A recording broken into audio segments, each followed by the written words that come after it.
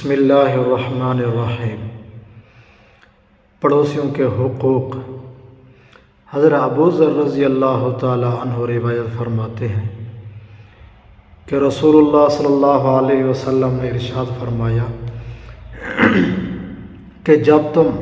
شوربہ پکاؤ یعنی گھر کے اندر سالن تیار کرو، کوئی چیز بناؤ تو اس میں پانی زیادہ ڈال دیا کرو اور اپنے پڑوسیوں کا خیال کیا کرو، یعنی پڑوسیوں کی خاطر شوربہ میں پانی زیادہ ڈال دیا کرو، اس میں سے ان کے گھروں میں بھیجا کرو۔ یعنی کہ گھر کے اندر انسان کوئی چیز بھی پکائے تو اگر گھر کے اندر 5 افراد ہیں تو 6 کا پکانا چاہیے، 1 کا زیادہ ہو تاکہ پڑوسیوں کے گھر میں تھوڑا سا بھیج دے۔ یہ پڑوسیوں کے حقوق آقا علیہ الصلاۃ والسلام نے ارشاد فرمائے۔ حضرت ام مجید رضی اللہ تعالی عنہ فرماتی ہیں کہ رسول اللہ صلی اللہ علیہ وسلم نے ارشاد فرمایا کہ سائل کو روکھا سوکھا واپس نہ کرو، یعنی کہ کوئی فقیر آئے، کوئی سائل آئے، سوال آ کے کرے تو اس کو واپس نہ کرو، اس کو کچھ نہ کچھ جتنی آپ کی فرصت ہو اس کو دے دینا چاہیے۔ تو آج ہمارا کیا حال ہے، ہم دیتے ہیں لیکن دینے کے بعد ہم تبصرہ کرتے ہیں، تو ایسا نہیں ہونا چاہیے، کیونکہ وہ سوال کرتا ہے اللہ کے نام کا، تو ہم بھی اس کو جو کچھ دیتے ہیں اللہ کی رضا کے لیے دیتے ہیں، اللہ کے نام پر دیتے ہیں جو ہمیں دے رہا ہے۔ تو دینے کے بعد ہمیں چاہیے کہ ہم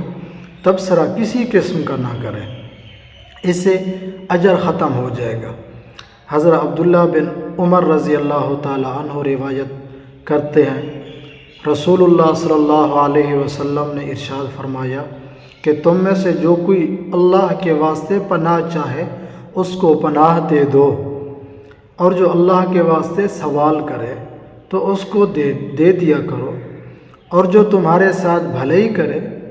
تو اس کا بدلہ دے دیا کرو۔ اگر بدلہ دینے کو تمہارے پاس نہ ہو تو اس کے لیے اس قدر دعا کرو کہ تمہارا دل گواہی دے کہ تم نے اس کا بدلہ ادا کر دیا۔ یعنی کہ اگر تمہارے پاس بدلہ دینے کی استطاعت نہیں ہے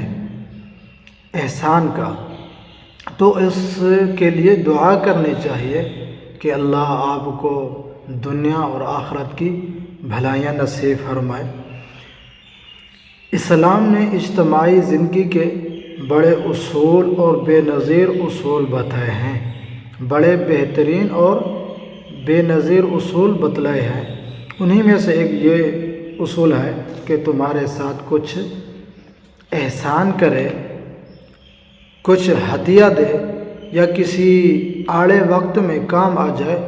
تو تم یہ نہ سمجھ لو کہ اس پر ہمارا حق واجب تھا، اس نے ادا کر دیا، بلکہ کوشش کرو کہ اس کا بدلہ ادا ہو جائے، مگر اسے یوں نہ کہو کہ یہ تیرے اس احسان کا بدلہ ہے، کیونکہ اس سے وہ رنجیدہ ہوگا۔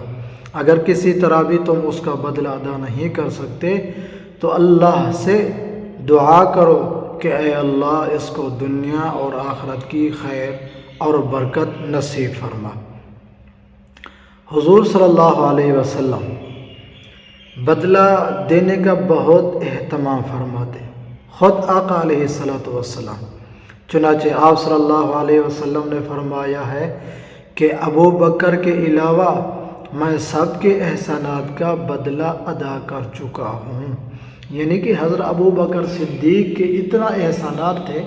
کہ آپ علیہ الصلاۃ والسلام نے فرمایا کہ میں نے ابو بکر کے علاوہ سب کا بدلہ ادا کر چکا ہوں۔ ایک حدیث میں ہے کہ ایک شخص نے آپ صلی اللہ علیہ وسلم کو ایک جوان اونٹ دیا ہدیہ، ایک جوان اونٹ ہدیہ دیا، تو آپ صلی اللہ علیہ وسلم نے اس آدمی کو 6 اونٹ ہدیہ دیے۔